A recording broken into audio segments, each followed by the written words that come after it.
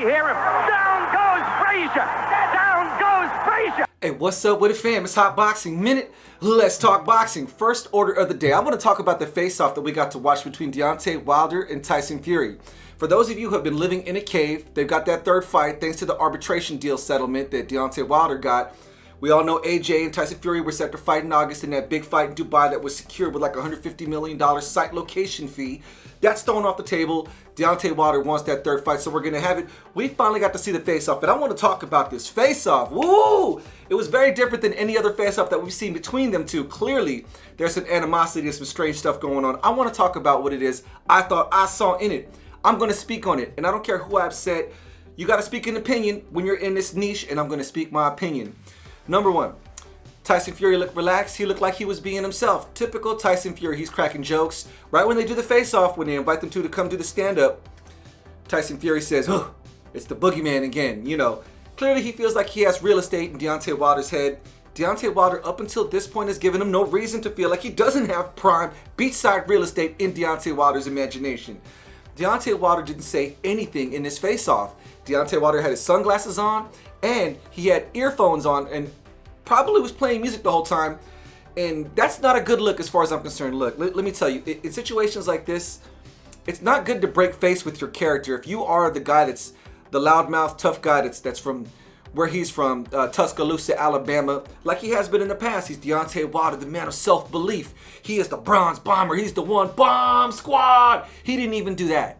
He sat there quietly, and even at the behest of looking towards the crowd, they didn't take the cue. They sat there the whole time for about 5 minutes just looking at each other.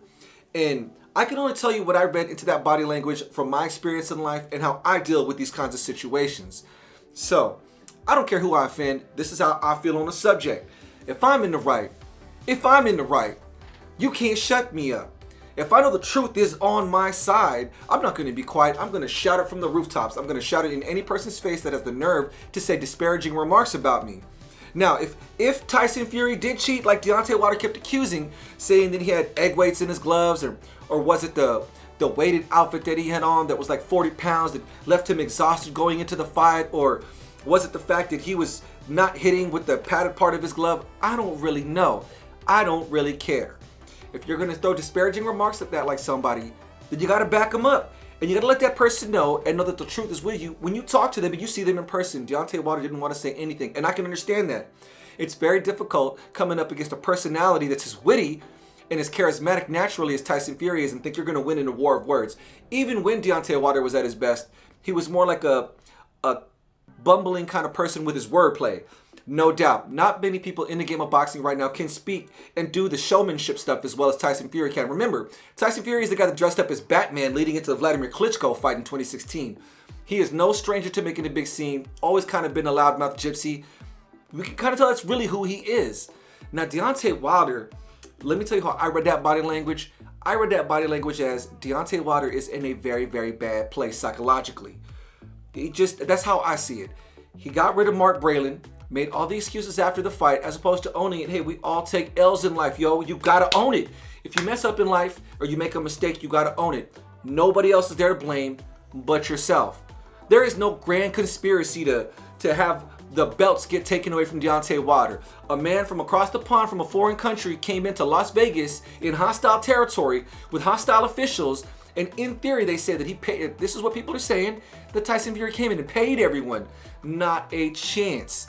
Not a chance that the Gypsy King, a man who spends most of his purse on charity, is what he's been doing with most of his money, is giving it away to charity. He lives a modest life. I really don't see Tyson Fury dishing out ducats out of his own pocket to pay off the officials, to pay off the referees, to pay off the judges. Come on, fam, what are we doing? What are we doing? How did boxing even get to this state where we actually have to debate over conspiracies versus reality? I don't know. But Deontay Wilder, to me, it looks shooketh.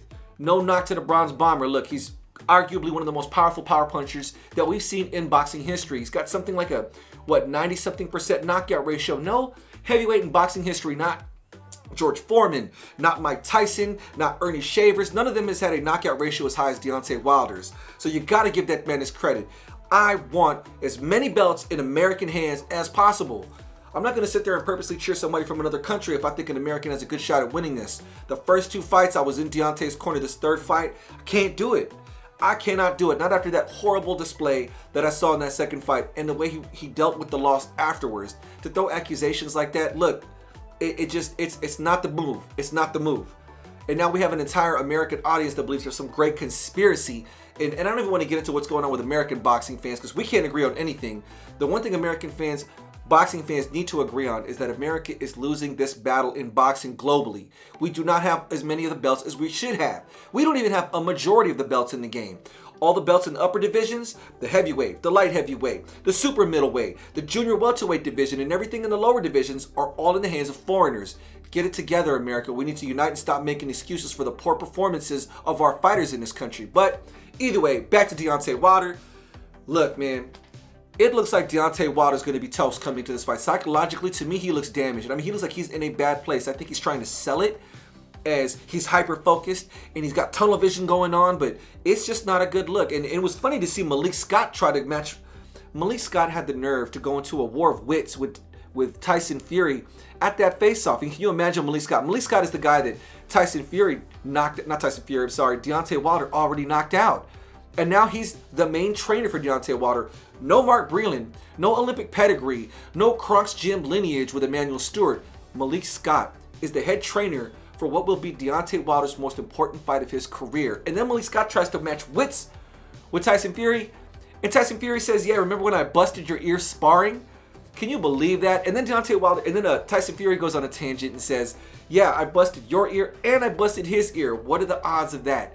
Don't go into a war of words with someone as naturally charismatic and well-spoken as the Gypsy King. If you can't handle that kind of smoke, me, I'll go all day, especially if I know the truth is on my side.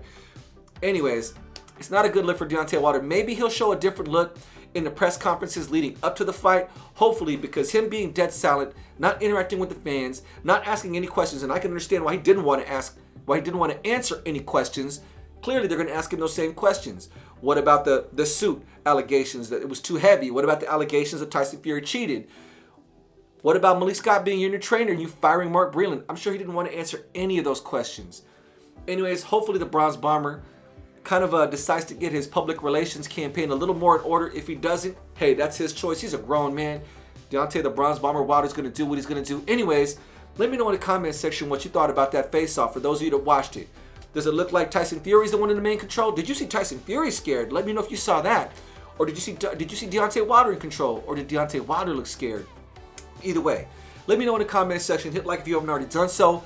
Press follow if you haven't already done so. You're looking at the future of social media boxing analysis, especially on YouTube. This is Hot Boxing Minute, fam.